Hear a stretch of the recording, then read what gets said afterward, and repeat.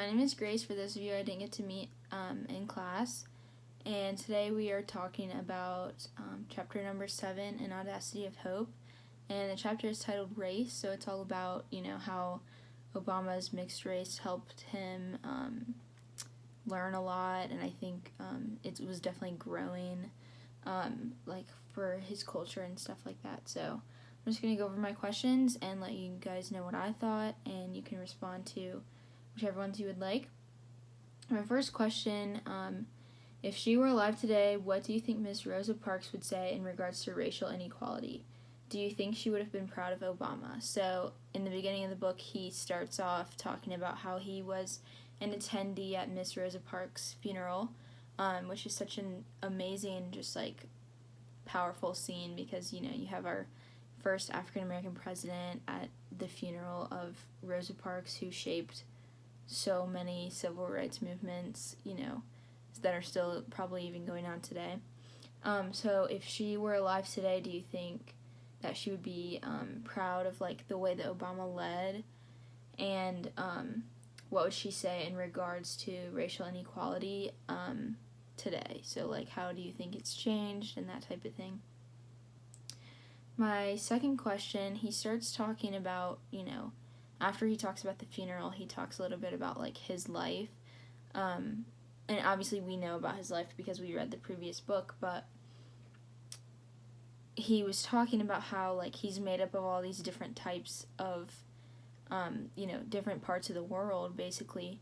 And so he can relate to people who are immigrants or maybe even of mixed race or, just different races than white, who, come up to him and ask him, how do you feel like this, blah, blah, blah. So there's a quote that I really liked on page 231 that I'll read. There is not Black America and White America and Latino America and Asian America. There is the United States of America.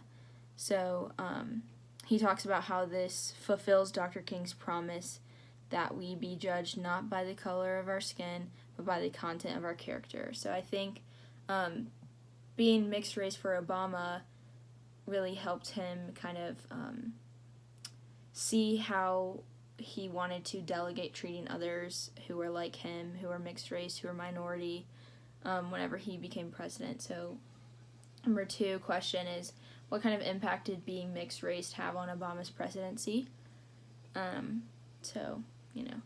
Okay. Next question, how does Obama suggest that America think about race? So on page 233, he talks a lot about, his thoughts on what America should think in regards to, what race is.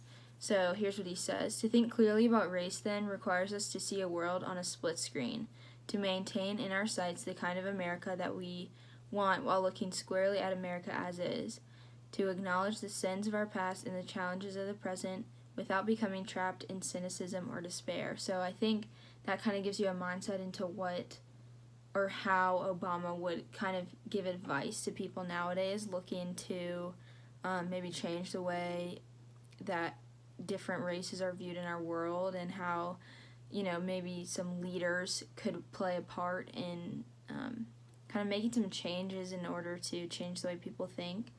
So the question, refer back to the question, how does Obama suggest that America think about race? So, what does he think would be the best way for Americans or, America as a unit to think about race? Next question, on page 238, he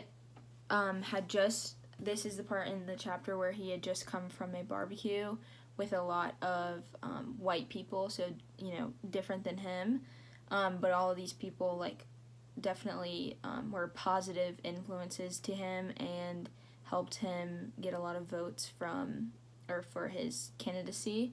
So what do you think your reaction would have been during that time period if you got to hear Obama speak?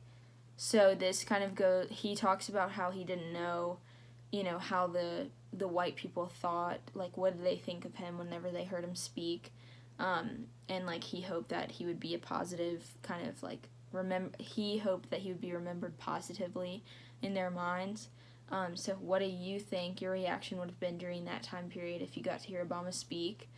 So even if it was like at a speech or if you just saw him on the side of the road, what do you think? Like, would you immediately see the color of his skin?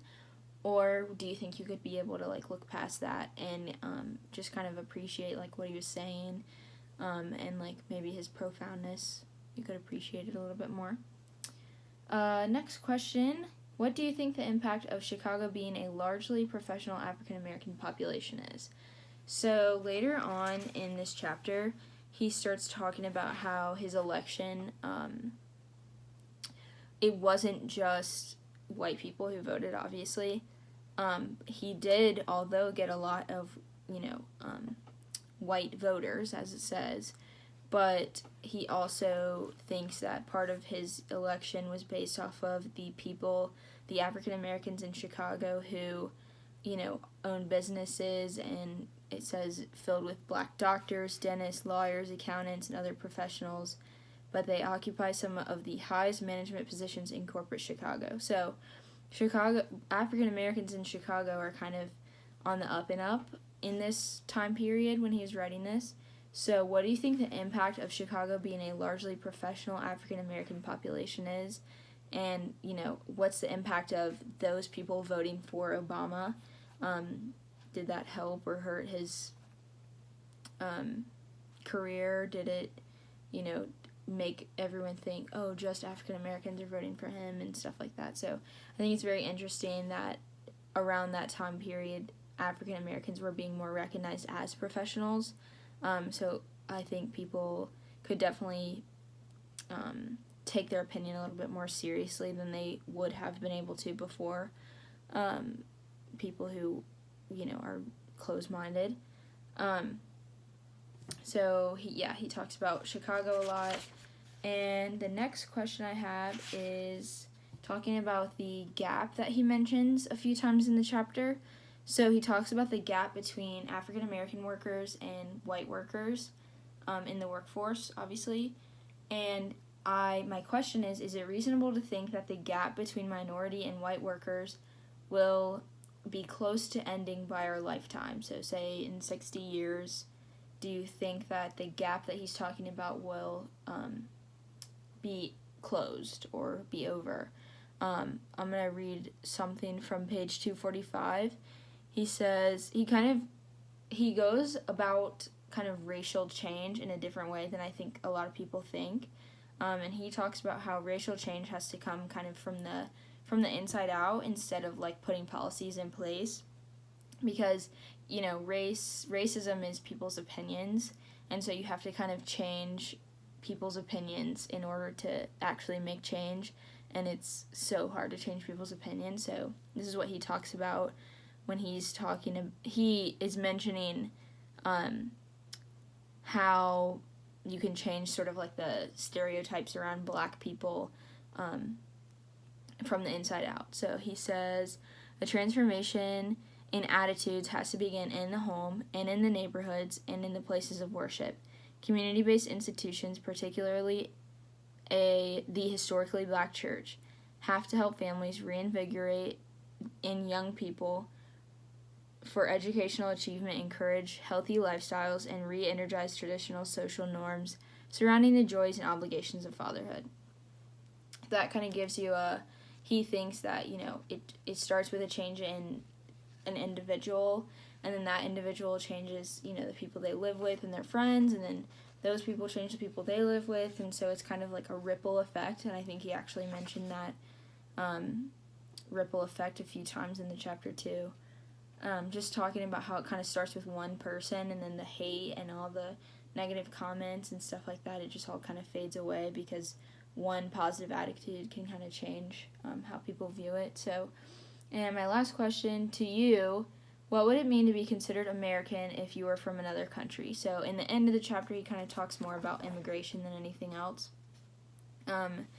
And one part that really stuck out to me was on page 260.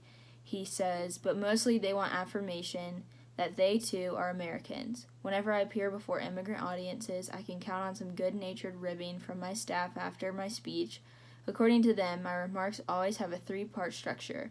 I am your friend, fill in the home country, has been a cradle of civilization, and you embody the American dream. So, immigrants come to America wanting to feel a sense of belonging. And I think Obama kind of realized that because of his background and all the experiences that he had in his life. So what would it mean to you to be considered American if you were from another country? Because I think it would be super cool if you had a president come up to you and say, you're the American dream. But yeah, so that's my presentation. Thank you guys for listening. I hope everyone is healthy and staying safe.